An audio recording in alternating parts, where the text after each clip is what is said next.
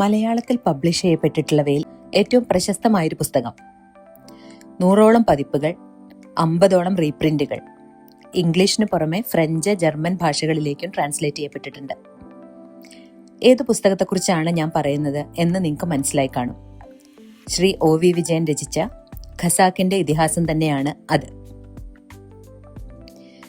മലയാളത്തെ പുനർനിർമ്മിച്ച ദാർശനികൻ എന്നാണ് OV വിജയനെ വിശേഷിപ്പിക്കുന്നത്.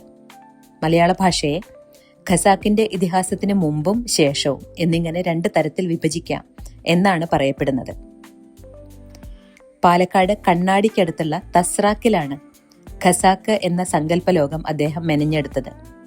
ഇവിടെ തന്നെയാണ് OV വിജയൻ സ്മാരകം നിർമ്മിക്കാൻ കേരള സർക്കാർ തീരുമാനിച്ചത്. 1950കളിൽ ഈ പുസ്തകം എഴുതിയ സമയത്ത് അദ്ദേഹം താമസിച്ച പരമ്പരാഗത ധാന്യപുരയാണ് ഞാറ്റുപുര. സ്മാരകത്തിന്റെ ഹൃദയഭാഗം ഈ ഞാറ്റുപുരയാണെന്ന് പറയാം. ഫോട്ടോകൾ, കാർട്ടൂണുകൾ, കത്തുകൾ, വീഡിയോകൾ എന്നിവയുടെ ഗ്യാലറി അതിനുള്ളിലാണ്. ഞാറ്റുപുരയ്ക്ക് ചുറ്റും ഖസാക്കിന്റെ ഇതിഹാസത്തിലെ കഥാപാത്രങ്ങളെയും രംഗങ്ങളെയും കാണിക്കുന്ന ഒരു ഗ്രാനൈറ്റ് ശില്പവനം തന്നെയുണ്ട്. അറബിക്കുളം, അതിനടുത്തായി കഥാപാത്രമായ അല്ലാ പിച്ച മൊല്ലാക്ക പ്രാർത്ഥിച്ച പള്ളി, അതുപോലെ രവി ബസ്സിറങ്ങിയ കൂമൻകാവിലൊരു പ്രതീകാത്മക വഴിയമ്പലം, എല്ലാം ആസ്വാദകരെ കാത്തിരിക്കുന്നു.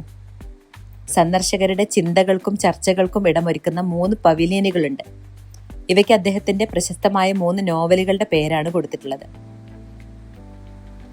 സ്കൂൾ, കോളേജ് ജീവിതകാലത്തെ പാഠപുസ്തകങ്ങളിലൂടെയോ സിനിമകളിൽ കൂടിയോ സാഹിത്യ ചർച്ചകളിൽ കൂടിയോ ഏതെങ്കിലും തരത്തിൽ എല്ലാ മലയാളിയായിട്ടും ബന്ധപ്പെട്ട് കിടക്കുന്നു ശ്രീ OV വിജയനും ഖസാക്കിന്റെ ഇതിഹാസവും. ഒരു സാഹിത്യ പ്രതിഭയ്ക്ക് സ്മാരകം എന്നതിൽ പുതുമയൊന്നുമില്ല. പക്ഷേ അദ്ദേഹത്തിന്റെ ഏറ്റവും പ്രശസ്തമായൊരു പുസ്തകത്തിന്റെ തീമിൽ സ്മാരകം ഒരുക്കുക എന്നത് അത്യാവശ്യം പുതുമയുള്ളൊരു കാര്യം തന്നെയാണ്. OV വിജയൻ സ്മാരക ട്രസ്റ്റ് വളരെ നല്ല രീതിയിൽ തന്നെ ഭംഗിയായിട്ട് ഈ മെമ്മോറിയൽ മെയിൻറ്റെയിൻ ചെയ്യുന്നുണ്ട്. മലയാളിയാണോ അല്ലയോ എന്നതൊന്നും വിഷയമല്ല. എഴുത്തിനെയും പുസ്തകങ്ങളെയും സ്നേഹിക്കുന്ന എല്ലാവരും കണ്ടിരിക്കേണ്ടതാണ് OV വിജയൻ സ്മാരകം.